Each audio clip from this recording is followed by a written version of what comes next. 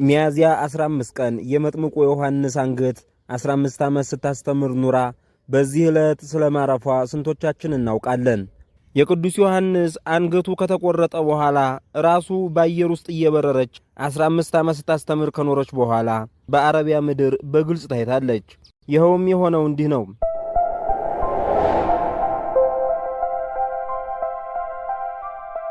የሄሮድያዳ ልጅ እርጉም የሆነ ንጉሥ ሄሮድስን በዘፈኗ በጣም አድርጋ ስላስደሰተችው እርሱም በተራው ሊያስደስታት ፈለገና እስከ መንግስቱ እኩሌታ ድረስ ቢሆን የለመነችውን ይሰጣት ዘንድ በሕዝቦቹና በመኳንንቱ ፊት እንዳይከዳት በጽኑ ቃል ኪዳን ማለላት። እርሱም አስቀድሞ የፈለግሽውን ጠይቂኝ፣ የመንግስቴንም እኩሌታ ቢሆን እንኳን እሰጥሻለሁ፣ ምን ላድርግልሽ እያለ በመሐላ ባላት ጊዜ በእናቷ ምክር የዮሐንስን አንገት ቆርጦ ይሰጣት ዘንድ ለመነችው። እርሱም ስለ መሐላው የዮሐንስን አንገት እንዲቆረጥ አደረገ። በመጀመሪያም የሄሮድስ ወታደሮች ሰይፍ ይዘው የዮሐንስን አንገት ይቆርጡ ዘንድ ወደ ወህኒ ቤት ሲሄዱ ቅዱስ ዮሐንስ የሄሮድስን ጭፍሮች ሊገሉት እንደመጡ በመንፈስ ቅዱስ ጸጋ ስላወቀ ከጨለማው ቤት ውስጥ አንገቱን በመስኮት አውጥቶ እንደሚመቻቸው አድርጎ ጠበቃቸው። የንጉሱም ጭፍሮች የመጥምቁ ዮሐንስን ራስ በወጭት አድርገው ለንጉሳቸው ሄሮድስ ሰጡት። ሄሮድስም ለሄሮድያዳ ልጅ ሰጣት። የመጥምቁ ዮሐንስ አንገት በወጭት ላይ ሆና ሕዝቦቹና የመንግስቱ ታላላቅ ሰዎች እየሰሟት በየመኳንንቱ ፊት ንጉሥ ሄሮድስን የወንድምህን የፊልጶስን ሚስት ማግባት አይገባህም እያለች መጀመሪያ ትዘልፈው እንደነበረው ሁሉ አሁንም ዘለፈችው። መዓዛዋም እጅግ ደስ የሚያሰኝ ነበር፣ ዓይኖቹም ያበሩ ነበር።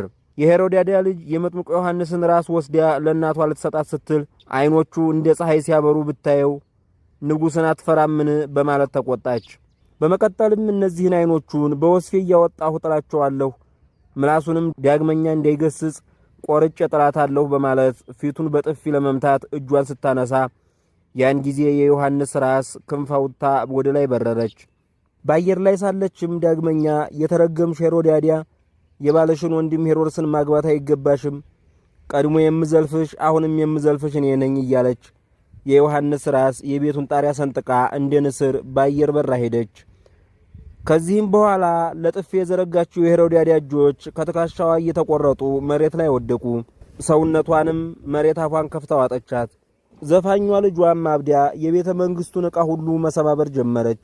የንጉሱ አንዱ ጭፍራም የሄሮድያዳን በሳት እንደተለበለበ ግንድ የመሰለ የተቆረጠ እጇን አምጥቶ ለሄሮድስ ሰጠውና የሆነውን ሁሉ ነገረው። ንጉሱም ነገሩ እውነት መሆኑን ባየ ጊዜ በኀፍረት እጅግ ተሸማቀቀ። ዘፍና በማስደሰት የዮሐንስን ራስ እንዲያስቆርጠው ያደረገችው የሄሮድያዳ ሴት ልጅ አብዳ በቤተ መንግስቱ ስትለፈልፍ አገኛት። ሄሮድስም መኳንንቶቹን በቤተ መንግስት የተደረገውን ይህን ነገር ለማንም አትንገሩ ብሎ አስማላቸው። ነገር ግን ያበደችው የሄሮድያዳ ሴት ልጅ ራሷ ሄዳ ሄሮድስን የወንድምህን የፊልጶስን ሚስት ማግባት ፈጽሞ አይገባህም እያለች በመኳንንቶቹ ፊት ገሰጸችው። ንጉሥ ሄሮድስ ይህን ቃል ከእርሷ በሰማ ጊዜ እጅግ ተናደደና ቀድሞ ያልሆነ ሥራ ታሰራለች፣ በኋላ ደግሞ ሚስጥር ታወጣለች፣ ንሳ በሰይፍ ቁረጣትማ ብሎ አንገቷን በሰይፍ አስቆረጣት። ሥጋዋንም ወደ ባህር በጣሏት ጊዜ አሳንባሪ ተቀብሎ ዋጣት። ሄሮድስ የወንድሙን ሚስት ከማግባቱ በፊት አስቀድሞ የፈታት ሚስቱ ያደረጋትን ነገር ሂዳ ለንጉሡ አባቷ ለአርጣ ነገረችው። ንጉሡ አርጣም እርሷ ይህንን በነገረችው ጊዜ ብዙ ጦር ሰብስቦ በመምጣት ምድረ ገሊላን አፈራረሳት። የበላዩ ንጉሥ ቄሳርም የገሊላን መፍረስና መውደም ሲሰማ ምክንያቱን ቢጠይቅ ሄሮድስ ባደረገው ግፍ ምክንያት መሆኑን ነገሩት። ቄሳርም ሄሮድስን ከስልጣኑ ሽሮ አጋዘውና በወህኒ ቤት ጣለው። ሄሮድስም በወህኒ ቤት ሳለ አብዶ ራሱን ስቶ የገዛ አካሉን እየነጨ እየበላ ቷ ብሎ ፈንዲቶ ተልቶ ሸቶ እጅግ ክፉ አሟሟትን ሞተ። የኃጢአት መጨረሻው ይህ ነው። የቅዱስ ዮሐንስን ራስ ካስቆረጡ በኋላ ሦስቱም የደረሰባቸውን ተመልከቱ። በሥጋም በነፍስም ጽኑ ቅጣት አገኛቸው። ቅዱስ ዮሐንስ ግን በምድርም በመንግሥተ ሰማያትም ለዘላለም ከብሮ ይኖራል። የተቀደሰች ራሱም በሰማይ ላይ እየበረረች ወደ ደብረ ዘይት ሄደች። ጌታችንም በደብረ ዘይት እያስተማረ ሳለ ወደ እርሱ ሄደችና ከእግሩ በታች ወድቃ ሰገደች። ጌታችን የዮሐንስን ራስ በእጆቹ አቅፎ ይዞ በመለኮት አፉ አክብሮ ሳማት።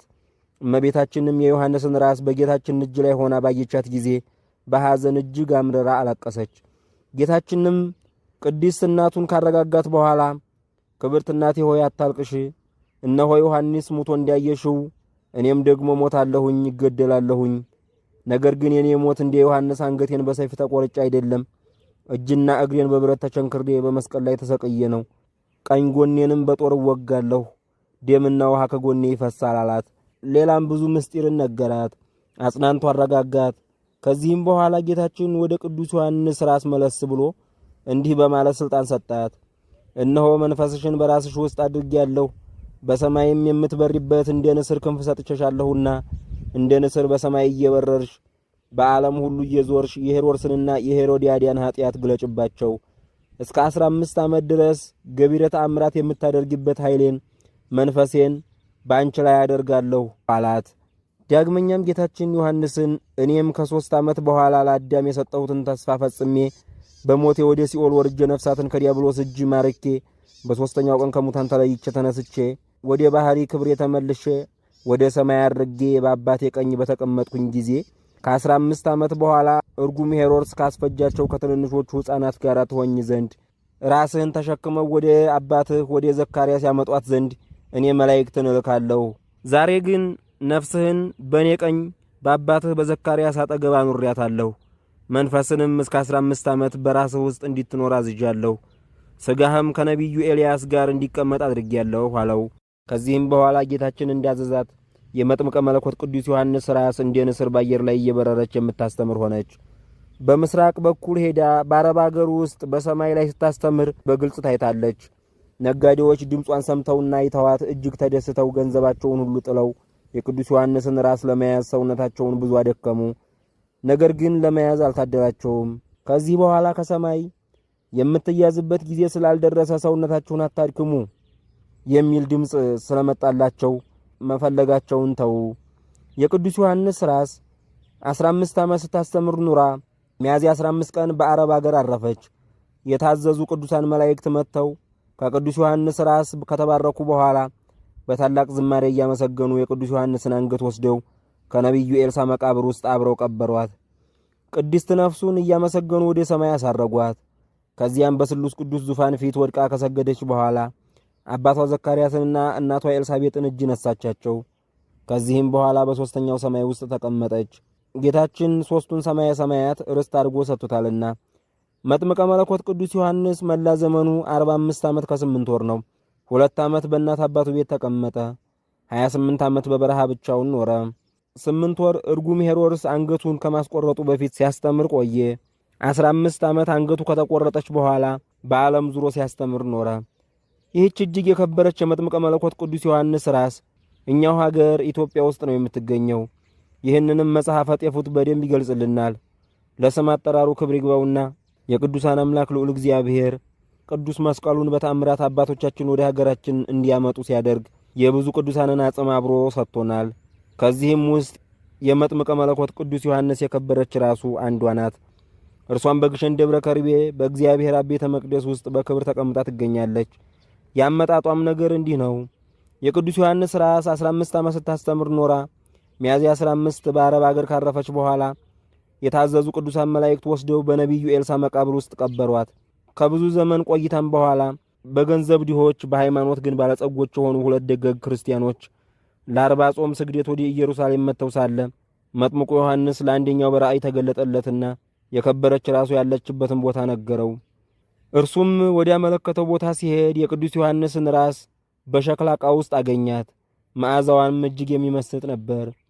ሰውየውም ከእርሷ ከተባረከ በኋላ ከእርሱ ጋር ወደ ቤቱ ወስዶ በፊቱ መብራት እያበራ ዕጣን እያጠነ በታላቅ ክብር አኖራት።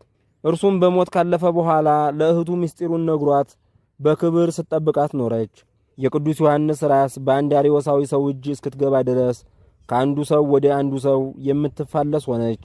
አርዮሳዊውም ሰው ከሞተ በኋላ በኢየሩሳሌም አባ አንያኖስ በሀገር ሐምዳ ኤጲስቆጶስነት ተሾመው ሳለ ቅዱስ ዮሐንስ ለአባ አንያኖስ ተገለጠለትና የከበረች ራሱ ያለችበትን ነገረው። አባ አንያኖስም ሂዶ ግንቦት 30 ቀን ከዚያ አወጣት።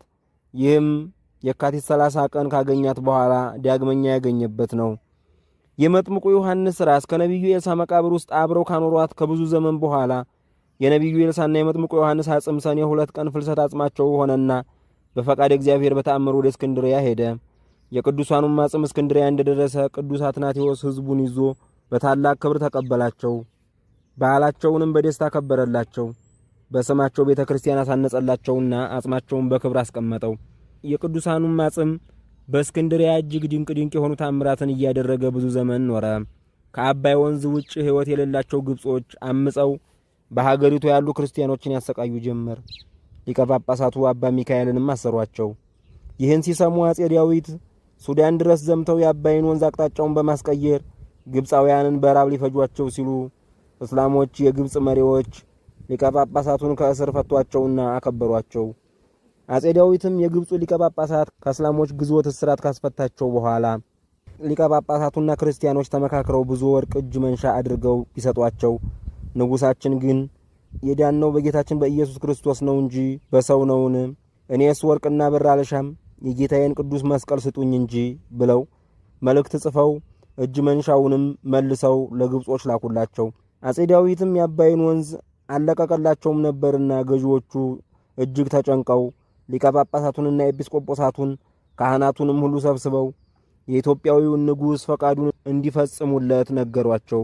የግብፁ ሊቀ ጳጳሳትና ክርስቲያኖችም ከተመካከሩ በኋላ እርሱስ ጌታ ኢየሱስ ክርስቶስን የሚወድ ሃይማኖቱ የቀና ደገኛ ንጉሥ ነውና ቅዱስ መስቀሉን ከሌሎች ቅዱሳን አጽም ጋር እንስደድለትና ደስ እናሰኘው ብለው ተማከሩ። በመጨረሻም በፈቃድ እግዚአብሔር በግብፅ ያሉ የከበሩ ቅዱሳት ነዋያትንና የብዙ ቅዱሳንን አጽም ከቅዱስ መስቀሉ ጋር ለአጼ ካሌብ ላኩለት። ከነዚህም ቅዱሳን አጽም ውስጥ እጅግ የከበረች የመጥምቀ መለኮት ቅዱስ ዮሐንስ ራስ አንዷ ናት። ጥንቁቅ የሆኑ አባቶቻችን የጌታችንን ቅዱስ መስቀል በእንጨት፣ በብረት፣ በነሐስና በወርቅ ሳጥን አድርገው ደራርበው በክብር ሲያስቀምጡ የመጥምቁ ዮሐንስን አጽም ከሌሎች ቅዱሳን አጽም ጋር አብረው በግሸን ደብረ ከርቤ እግዚአብሔር ቤተ ክርስቲያን በታላቅ ክብር አስቀምጠውታል። ይህንን መጽሐፈ ጤፉት በዝርዝር ይገልጸዋል። የመጥምቀ መለኮት ቅዱስ ዮሐንስ ረድኤት በረከቱ ከሁላችን ጋር ይኑር ለዘላለሙ አሜን። ወስብሐት ለእግዚአብሔር አሜን።